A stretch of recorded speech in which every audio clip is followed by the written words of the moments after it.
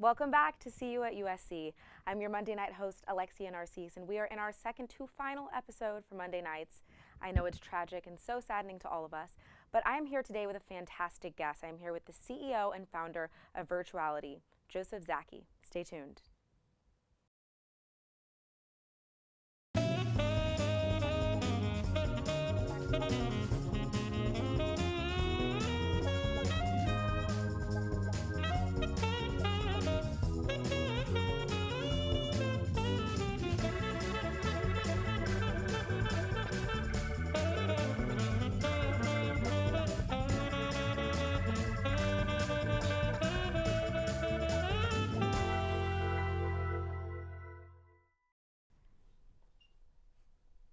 We are back with the CEO and founder of VRtuality, Zaki. How are you today? I'm great, thank you. Now, I know that this weekend, or past weekend, pardon me, you were able to go to VRLA, and I want to know everything about it. Absolutely, it was wonderful. We had a great conference. VRtuality, our company, showcased our new platform as a service, Mirage, and it was just so riveting. It was so great. We had so many great people stop by the booth and experience Mirage for the first time. And I just love the VR community in Los Angeles. It's so amazing how it's being really supported, and it's an exciting time to be working and creating businesses in Los Angeles with VR. Yeah, now tell me a bit about Mirage. Sure, Mirage is a platform as a service. So we love VR, and last year we spent the good portion of the year working for other clients. And so having a love for VR, but then producing VR is it's the challenge. It's really hard to make. It's really expensive, and it's very complicated. So we realized at the end of the year that we had this tool set, the makings of a platform that we could create to rapidly create more premium VR experiences and then offer that as a tool set to our clients. So we pivoted and transitioned from a content company into a technology company. Wow. And so VRLA was our launch. As a soft launch, it was a demo launch of our platform, and the beta will happen probably in October. Wow, so do clients come to you, or is it like anyone who has an application, a mobile application on their phone can use it? It's really clients coming to us. It's really more at the high end right now because VR is so brand new, and the application for VR, it really needs to be well thought out.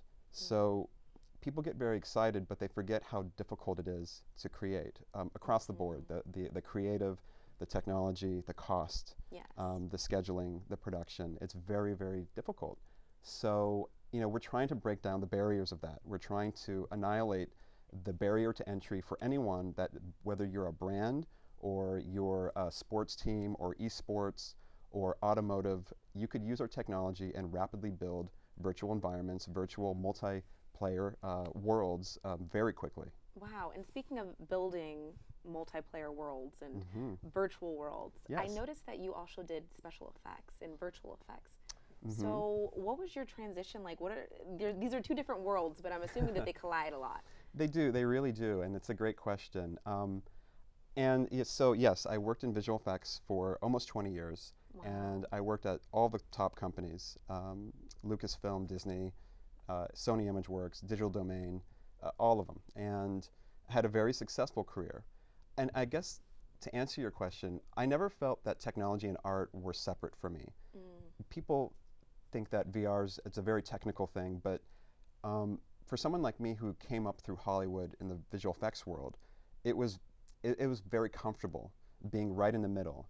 And how I see it was this, that my father was an engineer, my mother was an artist, and so I had the left and right brain. And I always operated right in the middle. So some people are just totally right brain, totally left brain. I'm doing that probably wrong for the cameras. But I lived in the middle. Wow. And I was very comfortable in the middle. And not a lot of people, when I was growing up, had that. Or knew how to and do had the split art and science and art and math. Wow. That was ingrained in me from a very early age. And so I remember, being 3 years old, we had the Atari 2600. I have vague memories, but playing Frogger, playing Galactica, and shooter games. And then Galaga, see, I don't even know. my It's been so long. favorite. Yeah. Excellent game. Yeah, and I remember chewing on the rubber joysticks when I was a kid. So there's some fond memories of technology from a very early age for me, and that continued. That continued really in our household, and my mom was the advocate. It's funny because my father, being really the science-based guy, took a back seat in a way to the technology being in the house, and it was because my mom was she was an artist and she was studying art history at Penn State, and so in 1984, when Apple released the Macintosh, we had one for Christmas, and it was because of my mother. And she was studying art history, and she was studying. The way she told me the story was really great. She was tired of clacking on the typewriters, and she had a cousin who was working in the bookstore at the school, and she got a student discount on the Macintosh. Wow. And that's how she did it. It was expensive then, still. But still brought it home for you guys. Exactly, because she wanted the word processing. So that's where she saw the application. And for me, it was just this device, this window into the unknown. And being so young, I was 5 years old, that it became this mystery box that you had to figure out. Or I didn't understand it, but I wanted to understand it. And my exploration started then. It really started with the Apple Macintosh, and and my mom was smart enough to support that habit, I guess, as it became, with video game addictions and all sorts of stuff. And in my household, my parents were really careful to have lots of puzzles and lots of games around me, so that I was constantly engaged. And they had this collection of pinball machines and video games that they bought, like awesome pinball machines and video games. So the house was filled with Ms. Pac-Man, Centipede, Robotron, Captain Fantastic pinball games. You guys are the coolest house on the block. So it was hard to fit in, though, as a kid because of that, because we had so much at home was so satisfying, and then going to school, it was like, nobody's as cool, or you're too cool for school. I don't know. Anyway, it was interesting growing up in our house, and I had a lot of fond memories of gaming, and but thinking about the science and the math behind it was always my motivation. Besides the art, it was, how does this work? It's so mysterious. How does it work? And that was the drive. So. Fast forward through high school, I graduated high school early. I started going to community college just to get the first year and a half out of the way, and I found my way to the Academy of Art in San Francisco. Fantastic school. And exactly, it was a very interesting time. I started, I'm going to date myself, 1998 is when I started, and at the time in San Francisco, it was the beginning of the dot-com era. And when I had landed, it was absolutely perfect timing for the industry that I would soon later, have a very successful career in. I didn't know that I was going to go work in Hollywood movies. That was the furthest thing in my mind. So in that moment, if you were to screen back, what would you have wanted to do then? It was, the motivation came from, for some reason I thought that cinematic game art was a natural fit for my talent, and that was a kind of a weird thing to get to. And I think what it was that I was responding to the storytelling, and the technical side was so interesting that you could tell a story, but with video game technology and with real-time graphics. So I was always like, wow, the combination of things will always interest me, and so I felt that potentially that was what I wanted to do. I went to the Academy of Art, and it was very interesting times. I was very lucky that I had natural talent with computers because of my mom, and I was able to afford going to college by becoming a graphic designer. And because of the dot-com era, what happened was the Academy of Art had a this is going to be good for whoever's looking for jobs. This is job advice. When I was going to school, they had a job department. And it was before computers really, you could search for this kind of thing. They had paper flyers, or a binder, as I remember it, of weekly jobs that they had printed out, and people in San Francisco looking for students to, cheap students to hire. But at the time, there wasn't enough talent. There wasn't enough graphic designers and icon artists and web designers that could do this stuff to fulfill the demand of San Francisco. And I was making $35 an hour as a graphic designer, supporting myself all the way because of my side gig. Wow, 35 an hour? Yes. So I'm assuming there was just such a scarcity that it was like, we'll take anyone who is good at this, who knows what they're doing. Well, no, it wasn't so much that as it was that I pursued it. I was very aggressive, and I was very good at what I did. So I don't know that was the same. I don't know anyone else's other story if anyone ever went through that job department and had the same success. But I made it work for myself because I knew I had a certain set of skills, and I was very comfortable with my skill. I was very comfortable with it. So I did all the Fisherman's Wharf tourist guides. I had a gig where I did like 5 or 6 of those things, all of it, like front to back, all the graphic design, every ad, every coupon, every text, every image, every layout, and that's a the big gig whole thing. To do the Fisherman's Wharf. And I was getting paid great money. Wow. So the inspiration was beyond that was what could challenge me more, and it was very expensive to stay in San Francisco. It was becoming gentrified. It was, the prices and everything was so impossible to stay in the city as a student. So I decided to take a semester off and just see what kind of opportunities I could make for myself. And I went back home, stayed with mom and dad for the summer in San Diego, and started to apply to game studios and just started working on my portfolio and just started seeing what was out there. I was very curious if I could break in that way. And I had gone to maybe 20 or 30 demo reels on VHS, and the way that I promoted myself was I had all these different colored VHSs, so blue, red, white, like very vibrant colors with clear cases, so people could see. Through, yeah. So this is way before even like DVDs.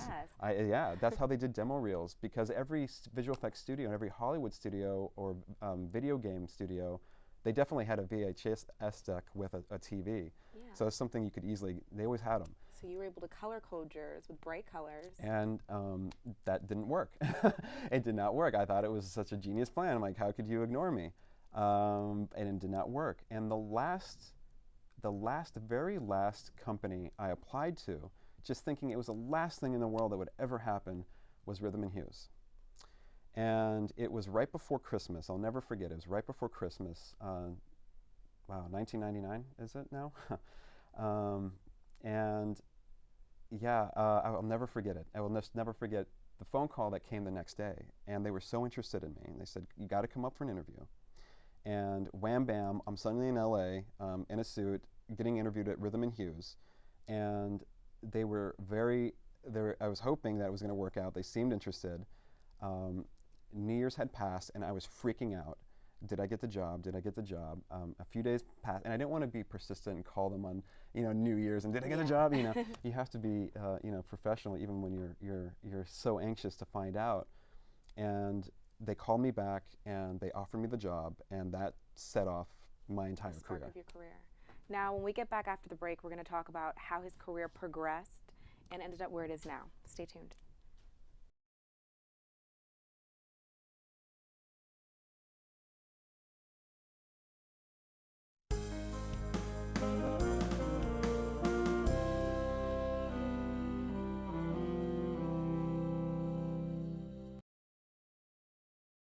We are back with Joseph Zaki, who is the CEO and founder of VRtuality, and we were just talking about a bit of his background, his family upbringing, and how visual effects and VR really became a part of his life. We were just talking about an opportunity that came to you right after college, or during college essentially, right? During college, I would say. And we were talking about how you kind of really jump-started your career. So let's go back to where we just were. Sure, absolutely. So Rhythm and Hues offered me the job, and it transformed my life instantaneously. I moved to LA, I had an apartment, and I started working on Cats and Dogs and Dr. Dolittle 2. It's a big film to start with. Yeah, I guess so. It was interesting that they were talking animal films, and Rhythm and Hues at that time, obviously, they had made a name for themselves in talking animals. Through that experience, I had met I made some friends and had met some awesome people who brought me on to Warner Brothers feature animation. So I had a direct reference from my quality of my work to come work for Warner Brothers feature animation and their CGI department. It's a brand new department they were setting up for Scooby-Doo, the movie. And it was Scooby-Doo and Looney Tunes back in action. Wow, this is a long time ago, thinking about all this. And so I was one of the first people to be hired on that team, and I became the go-to compositor for some reason. They asked me what I wanted to do, and I wanted to do effects, I thought, but the natural talent pushed me more toward compositing. Okay. And I was very comfortable in having worked with graphic design from my experience designing all the pamphlets in Fisherman Wharf through supporting myself through college, and just the intensity of my studying in computer animation. And I felt that 2D graphics and compositing was definitely the future for me. And can you briefly explain what compositing is for those who don't know? Absolutely. So where the compositing department lives in the post-production world is at the very end of the chain for visual effects. And we're the guys that take all the rendering of the computer graphics, the green screen, the titles sometimes, and we make the final shot. We put all of it together. So you take the green screen out of the actor, you put the background in, you put the CG monster in, you finesse all the edges, you add all the grain, and you make the final shot. Wow. Okay. And the final shot then goes off. Well, now it's DI, and then to the final process of making the film. So this is one of the most. You have to be very talented. You have to be very. I think the thing about being a compositor is you really have to know how to manage yourself, because it's high intensity work. I made a name for myself being the 911 senior compositor guy. So you could rely on me to come in at the end of a movie and I'll save it. And most of the times I was saving shots, saving sequences, saving disastrous things from happening. But I thrived on it. It was really, I was very competitive and I thrived on it. So it was fun. It was like a fun thing for me. I loved it. Wow, okay. And after you were doing that, what kind of came next for you in your career? So it was Warner Brothers, and then that led me to Digital Domain, and I worked on, oh my goodness, the day after tomorrow. And then from there, it was Sony. And I have to say something's probably going to knock your socks off. So when I was at Digital Domain, I was the last compositor hired on the day after tomorrow.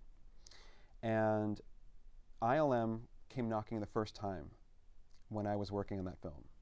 And they said, we want to hire you. We're thinking about hiring you. Come up for an interview. Great. So in the middle of this crazy project, I flew up to San Francisco. At the time, they were still Marin. And I met with everyone. They loved me. And they said, the movie Star Wars 2, Attack of the Clones, will you move to San Francisco to take this job? And at the time, I had just come from San Francisco, and I had just made a life for myself in LA, and I turned them down. Wow. And I said no. For Star Wars 2. I turned ILM down for Star Wars 2. So they remembered me very well.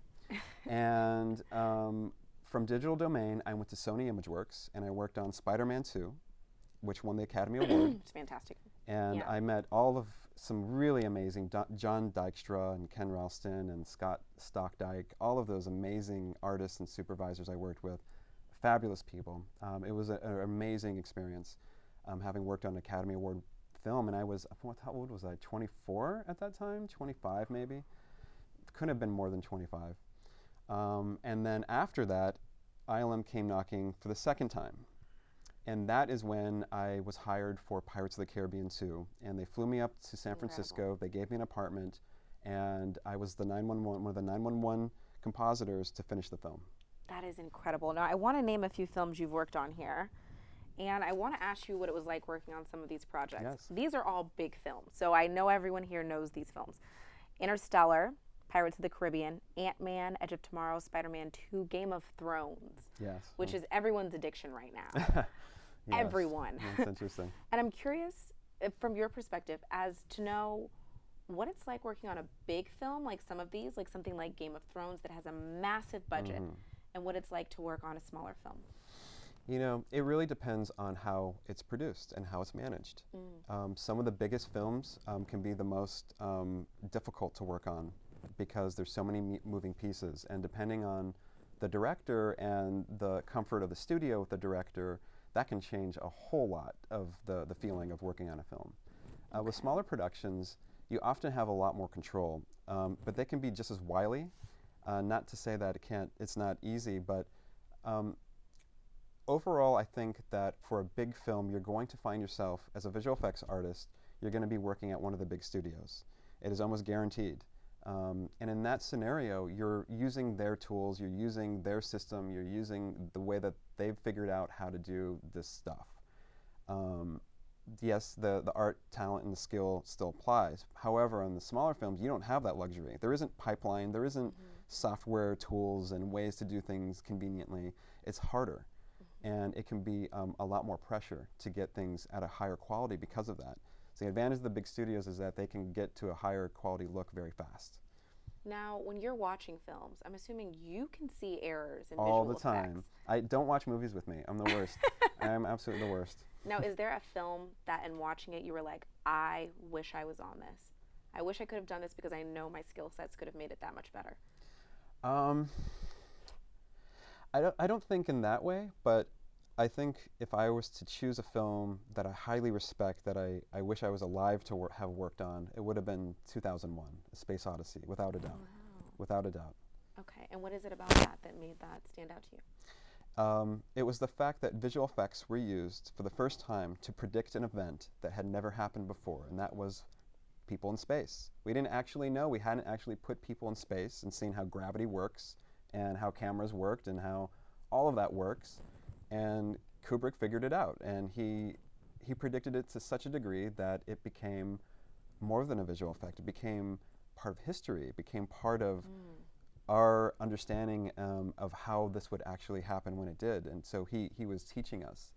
That takes an incredible inventor and savant to predict something like that. So I have a lot of respect for that film. Now, in regards to prediction, you working in VR and, of course, in visual effects, you are building the future of how humans will interact with technology, Yes. how we'll interact with media, storytelling. What do you foresee that future being? It's a good question. I think that it can go in a lot of different ways. I think for humans in general, though, the social ability of VR is going to bring our world a lot closer. And when you can start to have design meetings or architecture meetings in a shared space and change things on the fly with a group of people, it will change the way that we communicate. So virtual reality, without a doubt, will change the way that we communicate to each other as a species. And then hopefully these other technologies will catch on, AR and whatever's next after that. So I feel that it's a very powerful technology. It's transformative. And we haven't seen even the beginnings of how transformative it really is just yet.